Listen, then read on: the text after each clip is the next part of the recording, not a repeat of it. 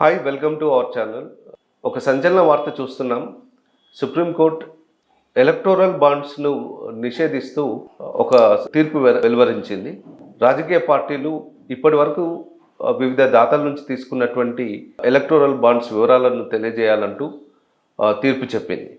దీనిపై రాజకీయ పార్టీల్లో ఒక రకమైనటువంటి ఆందోళన మొదలైంది. అసలు రాజకీయ పార్టీలు ఎందుకు ఆందోళన వణుకుతున్నాయి, ఎలక్టోరల్ బాండ్స్ అంటే ఏమిటి, తదితర వివరాలు తెలుసుకునే ప్రయత్నం చేద్దాం. శ్రవణ్ కుమార్ గారు, ఎలక్టోరల్ బాండ్స్ అంటే ఏమిటి?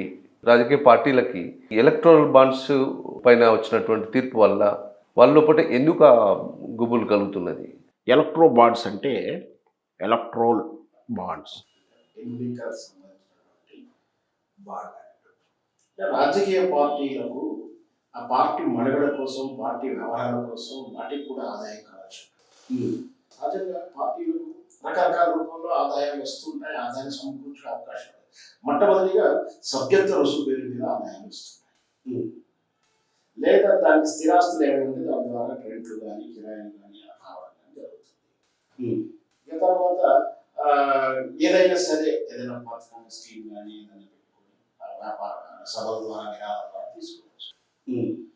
సో ఇట్లా ఏదైనా లేదు, కానీ ఆ మొత్తాలు సరిపోవట్లేదు, రాజకీయ పార్టీలకు విరాళాలు రావట్లేదు, అఫీషియల్ రావట్లేదు, అన్అఫీషియల్ తీసేసుకుంటున్నారు. ఇలా రాజకీయ పార్టీలకు విరాళాలని ఎలక్ట్రో బాండ్ రూపంలో కొత్త ఆలోచన తీసుకొచ్చింది నరేంద్ర మోడీ ప్రభుత్వం.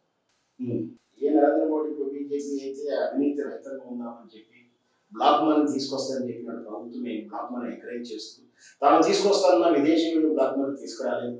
ఒకవైపు ఈ దేశంలో ఉన్న బ్లాక్ మనీ బయటకు తీయలేదు, కానీ వాళ్ళ దగ్గర ఉన్నటువంటి బ్లాక్ మనీని బయట చేసుకునే ప్రయత్నంలో భాగంగానే, ఎందుకంటే అత్యధికంగా లాభపడింది ఎలక్ట్రో బాండ్ సిస్టంలో కేవలం భారతీయ జనతా పార్టీ, ఆ తర్వాత మిగతా పార్టీ పార్టీకి చాలా ఉన్నాయి. అయితే దీని ఉద్దేశం అంటే స్వప్రయోజనం దృష్టిలోనే దీన్ని చాటుగా తీసుకొచ్చింది నరేంద్ర మోడీ ప్రభుత్వం చెప్పొచ్చు. సో ఎవరు తీసుకొచ్చిన అందరూ వాడుకున్నారు. ఇక్కడ ఎలక్ట్రో బాండ్ ఏంటంటే ఒక పార్టీకి డైరెక్ట్ విరాళాలు ప్రభుత్వ బ్యాంకు ద్వారా ఎస్బీఐ ద్వారా బాండ్స్ రిలీజ్ చేస్తుంది. 1000 రూపాయలు, 10,000, ₹1,00,000, ₹1,00,00,000 బాండ్. అంటే ఒక 1000 రూపాయలు పెట్టి కొనుక్కున్నట్టు 1000 రూపాయలు, 10 లక్షల రూపాయలు పెట్టి కొనుక్కుంటే 10 లక్షల బాండ్. ఈ బాండ్కి ఎలాంటి వడ్డీ ఇవ్వరు, ఎలాంటి బెనిఫిట్స్ లేవు. జస్ట్ ఒక నువ్వు 10,000 రూపాయలు ఇస్తే ఎట్లా రిసీట్ ఇస్తున్నావు ఆ రిసీట్ మొదలు ఉంటుంది ఈ బాండ్. ఈ బాండ్ ఎక్కడికైనా ఏ పార్టీకైనా విరాళాలి, ఇతరులు ఏది కూడా వాడకూడదు. అంటే ఈ బాండ్ తీసుకెళ్ళి మళ్ళీ తాకట్టు పెట్టి లోన్ తీసుకోవడం, మళ్ళీ ఈ బాండ్ తీసుకెళ్ళి మళ్ళీ అమ్మడం కానీ ఇట్లాంటిది ఏమీ చల్లదు. కేవలం ఒక పార్టీకి మాత్రమే విరాళాన్ని ఇచ్చుకునే అర్హత ఉంటుంది. నీకు నచ్చిన పార్టీకి ఇచ్చుకోవచ్చు. ఇదేంటంటే చివరికి ఎంత తీవ్ర పరిణామం చెందిందంటే ఎంత చెడు జరిగిందో ఒక్కొక్కటి చెప్తారు. దీనివల్ల ప్రభుత్వం అక్కడ వచ్చినటువంటి చట్ట ఉద్దేశం ఏంటంటే రాజకీయ పార్టీలకు ఆర్థిక వనరులు చేకూర్చే ఉద్దేశం. అంటే దీని ఎజెండా ఏంటి? భారతీయ జనతా పార్టీ తన దగ్గర ఉన్నటువంటి బ్లాక్ మనీని బయట చేసుకునేమాట. అంటే నువ్వు ఇక్కడ దీనికి ఒక వెనుక పెట్టారు ఏంటంటే నువ్వు బాండ్ కొనుక్కోవచ్చు, కొనుక్కునేవారు ఖచ్చితంగా కేవైసీ ఇవ్వాలి. ఇది అన్ని కొత్తగా దీనికోసం కాదు, అన్ని వ్యవహారాల్లో కేవైసీ కంపల్సరీ. కాబట్టి దీనికి కూడా 1000 రూపాయలు కూడా కేవైసీ అంటే నీ ఆధార్ కార్డు వివరాలు అన్ని కూడా నమోదు చేసుకుని నీకు 1000 రూపాయలు బాండ్ ఇస్తుంది. ఈ తీసుకున్న బాండ్, కొనుగోలు చేసిన బాండ్ వివరాలు ఆ బాండ్ మీద ఉండాల్సిన అవసరం లేదు, ఎల్లయ్యేదా మళ్ళయ్యేదా ఉండాల్సిన అవసరం లేదు. జస్ట్ 1000 రూపాయలు సర్టిఫికేట్ ఎస్బీఐ మీరు ఎక్కడికే వేయచ్చు. ఇవి తీసుకునేటువంటి పార్టీలు పార్టీకి బ్యాంక్ అకౌంట్ వేసుకొని దాన్ని క్యాష్ రూపంలో మార్చుకుంటారు. అంటే ఒక వ్యక్తి 1000 రూపాయల పార్టీకో లేదా పార్టీ వ్యక్తులకు లంచం ఇవ్వాలనుకున్నప్పుడు దీన్ని బ్యాంకు లేదా ఈ ప్రభుత్వమే అఫీషియల్ గా మధ్యవర్తులు వ్యవహరించిందని అర్థాన్ని ఇస్తుంది. అంటే బ్లాక్ మనీని ఎంకరేజ్ చేసిన ప్రభుత్వం ఏజెంట్ గా ఉంటాయని అర్థాన్ని ఇచ్చింది. ఈ విషయాన్ని దీన్ని గ్రహించినటువంటి ప్రజాస్వామ్యవాదులు సుప్రీంకోర్టులో కేసు, ప్రజావాణిజ్య కేసు వేయడం జరిగింది. బ్లాక్ మనీని ఎంకరేజ్ చేయడం, క్విట్ లేదా బ్రైబ్ని ఎంకరేజ్ చేసినట్టుగా ఉంది. దాంతోపాటు ఏదైతే బ్యాంకు వివరాలు అయితే ఏ రాజకీయ పార్టీ స్వీకరించిన తర్వాత ఈ 1000 రూపాయలు అలానే ఎక్స్వైజెడ్ నాకు ఇచ్చాడని చెప్పాల్సిన అవసరం లేదు. నాకు 10 వచ్చాయి, 50 వచ్చాయి, 50 బ్యాంకులు వేసుకుని డబ్బులు తీసుకున్నాను, నేను ఖర్చు పెట్టుకున్నాను, నేను పార్టీ మీటింగ్కు, పార్టీ గీతగాలకు లేదా ఏదో ఒకటి పెట్టుకుని చెప్పు. కానీ ఎక్కడ ఎవరో ఎంతమంది ఇచ్చారు, ఎన్ని ఇచ్చారని చెప్పడానికి వీలు లేదు. అంటే ఇది మనకున్నటువంటి సమాచారం చట్టం దాన్ని తుమ్మలు తొక్కినట్టు అవుతుంది. ఖచ్చితంగా మన ప్రజాస్వామ్య వ్యవస్థలో ఈ దేశంలో ప్రతి వ్యవస్థ ప్రతి సంస్థ నువ్వు చేస్తున్నటువంటి సర్వీస్కు ఖచ్చితంగా ప్రాధాన్యత ఉండాలంటే వినియోగదారులు అంటే ప్రజలు, ప్రజాస్వామ్యంలో ప్రజలు ఈ సంస్థ నుంచి సమాచారాన్ని అడిగారు. నీకు ఏం చేస్తున్నావు, నీ దగ్గర ఏముంది, దీనికి రెస్పాన్స్ సమాచార చట్టం కింద అప్లై చేసుకున్న సమాచారాన్ని ఇవ్వాల్సి ఉంది. కానీ ఇక్కడ ఈ సమాచార చట్టం ప్రకారం ఎవరు భాషించారో చెప్పడానికి వీళ్ళు చెప్పాల్సిన అవసరం లేదని క్లాస్ ఉంది. దాంతో ఇది సమాచార చట్టాన్ని ఉల్లంఘించడం అవుతుంది. ప్రభుత్వమే ఏజెంట్గా ఉంటూ ఈ బ్లాక్ మనీని లేదా లంచాన్ని ఎంకరేజ్ ఉంటుందని చెప్పేసి కేసు వేశారు. సర్వోన్నత న్యాయస్థానం సుప్రీంకోర్టు వారికి ఈరోజు బ్రహ్మాండమైనటువంటి ప్రజాస్వామ్య తీర్పు ఇచ్చిందని చెప్పవచ్చు. ఇలా ఎలక్ట్రో బాండ్లను స్వీకరించడం అనేది చాలా తప్పు. ఇప్పుడు సమాచార హక్కు చట్టాన్ని ఉల్లంఘిస్తున్నారు, రాజ్యాంగ స్ఫూర్తిని దాటేస్తున్నారు, ఎన్నికల సంఘ విధానాన్ని కూడా తప్పుగా ప్రవర్తిస్తుంది. కాబట్టి ఖచ్చితంగా ఎలక్ట్రో బాండ్ల సేకరణ స్వీకరణ అనేది నిషేధిస్తూ ఉత్తర్వేయడం జరిగింది.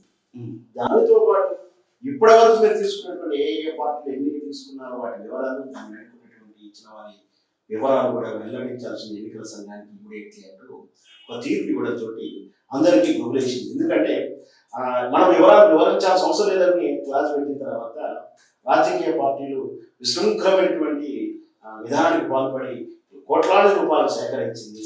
వాళ్ళకున్న బ్లాక్ మనీని కూడా వైట్ మనీగా మార్చుకుంది. ముఖ్యంగా తెలుగుదేశం పార్టీ లాంటి పార్టీలు అయితే ఏకంగా పెట్టుకోవడం వాళ్ళకున్న బ్లాక్ మనీ అంతా వైట్ రూపంలో మార్చుకుంది. దాని తర్వాత అధికారంలో అన్ని పార్టీలు కూడా దీన్ని అంటే ఇక్కడ టీఆర్ఎస్ పార్టీ కావచ్చు, అధికారంలో వైఎస్ఆర్ పార్టీ కావచ్చు, ఈ దేశంలో 19 రాష్ట్రాల అధికారంలో అని చెప్తున్నటువంటి భారతీయ జనతా పార్టీ వస్తుంది.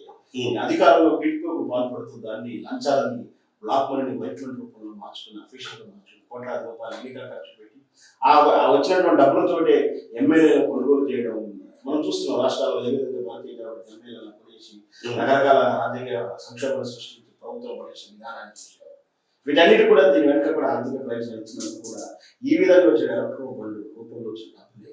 కాబట్టి ఇది ప్రజాస్వామ్యాన్ని హత్య చేసినట్టు అవుతుంది. కాబట్టి దీన్ని ఎంకరేజ్ చేయకూడదు. నిషేధించిన సుప్రీంకోర్టు వివరాలు చెప్పాలని, వివరాలు చెప్పాల్సిన అవసరం లేదు కాబట్టి అని చెప్తూ అందరూ కూడా కాళ్ళ దగ్గర వేసి రకరకాల రూపంలో తమ డబ్బులంతా కూడా ఎలక్ట్రో రూపంలో చూపించుకున్నారు. నిజంగా XYZ ఇవ్వకుండా XYZ ఇచ్చాడని చెప్పేసి వీళ్ళే ఎలక్ట్రో బాండ్ అకౌంట్లో చూపించుకున్నారు.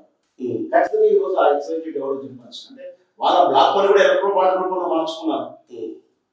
అవి ఇప్పుడు అన్ని బయటపడుతుంది. ఆ కార్పొరేట్ కంపెనీలు ఎవరు కొన్నారు, ఎవరు ఇచ్చారు, ఏం తీసుకున్నారు, ఆ కంపెనీకి అధికారం ఉన్నప్పుడు ఏం ప్రయోజనాలు చేకూర్చారు, వాళ్ళన్నీ బయటకు వస్తాయి. కాబట్టి రాజకీయ నాయకులు హొద్దులు మొదలైంది.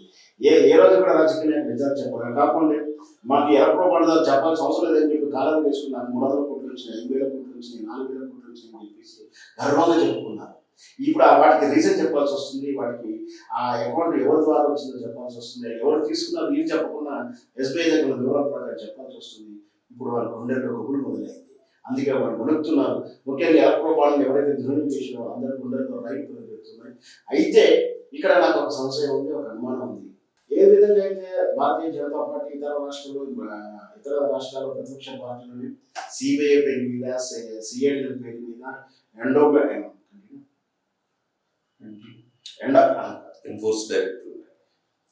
ఎన్ఫోర్స్మెంట్ మీద ఈ కేసులు పెట్టి వేధించారు. మరో రాజకీయ అస్తం అయిపోయింది వాటికి. ఈ ఎలక్ట్రో బాండ్ల విషయంలో పార్టీలు ఏ విధంగా వేధించబోతుందో నెక్స్ట్ చిత్రం అంతా కూడా ఎలక్ట్రో బాండ్ల మీద రాజకీయ పార్టీలు వేధించడానికి భారతీయ జనతా పార్టీ నరేంద్ర మోడీ చేతిలో మన పాస్పాస్త్రం ఇచ్చింది అవుతుందా, లేదా తన ప్రయోజనం కోసం దీన్ని తొక్కి పెడతాడా, దీన్ని ఏం చేస్తాడనేది మనం వేచి చూడాలి. ఖచ్చితంగా ఇది మాత్రం రాజకీయ ప్రయోజనాల కోసం నరేంద్ర మోడీ వాడుకోబోతాడు. ఎలక్ట్రో బాండ్ల విషయంలో పార్టీలని బ్లాక్మెయిల్ చేస్తారు. దానికోసమే ఈ విధంగా ఇట్లాంటి దాన్ని వాడుకోవడానికి ముందుకు ఉంటాడు. ఖచ్చితంగా CID, CBI ఎన్ఫోర్స్మెంట్ ఏ విధంగా దుర్వినియోగం చేస్తూ ఇతర పార్టీ వాళ్ళని బ్లాక్మెయిల్ చేశాడు. ఎలక్ట్రో బాండ్ కేసుల విషయంలో కూడా ఇతర పార్టీలను తమ ఆధీనం తెచ్చుకోవడానికి ఉపయోగపడుతుందా, లేదా సుప్రీంకోర్టుని న్యాయ వ్యవస్థను గౌరవించి తాను తన పార్టీ వివరాలు తెలియజేస్తూ ఇతర పార్టీ వివరాలు కూడా సేకరిస్తానికి ఉపయోగపడుతున్నాయని మీరు చూడాలి. అయితే శ్రవణ్ కుమార్ గారు, ఇక్కడ మరో ప్రశ్న. ఆల్రెడీ గతంలో ఇప్పుడు సుప్రీంకోర్టు ఇచ్చినటువంటి తీర్పును కేంద్ర ప్రభుత్వం అమలు చేస్తుందా? ఎందుకంటే ఎన్నికల కమిషన్ లో భాగంగా 3 వ్యక్తులు ఉండేవారు. భారత రాష్ట్రపతి, ప్రధానమంత్రి, సుప్రీంకోర్టు ప్రధాన న్యాయమూర్తి. ఇప్పుడు ఎన్నికల కమిషన్ లో సుప్రీంకోర్టు ప్రధాన న్యాయమూర్తిని తీసివేశారు. ఇది ఏమైనా ప్రభావం చూపుతుంది? ఖచ్చితంగా రాజకీయ ప్రయోజనాల కోసం ఆలోచిస్తారు. దీన్ని కూడా తాను పార్టీ తరఫున ఎలక్ట్రో బాండ్స్ ఏ విధంగా అయితే సేకరించాడో చెప్పడు కానీ ఆ ఇతర పార్టీలకు ఎలక్ట్రో బాండ్ పెరిగిన బ్లాక్మెయిల్ చేస్తూ మరొకసారి పార్టీలని ప్రజాస్వామ్యాన్ని కూలి చేయడానికి నాయకుడు కూడా ఖచ్చితంగా ముందుంటాడు. ఖచ్చితంగా ఇది రాబోయే రోజుల్లో ఇది పార్టీలకు ఇది ఉరితాడు కావచ్చు. ధన్యవాదాలు.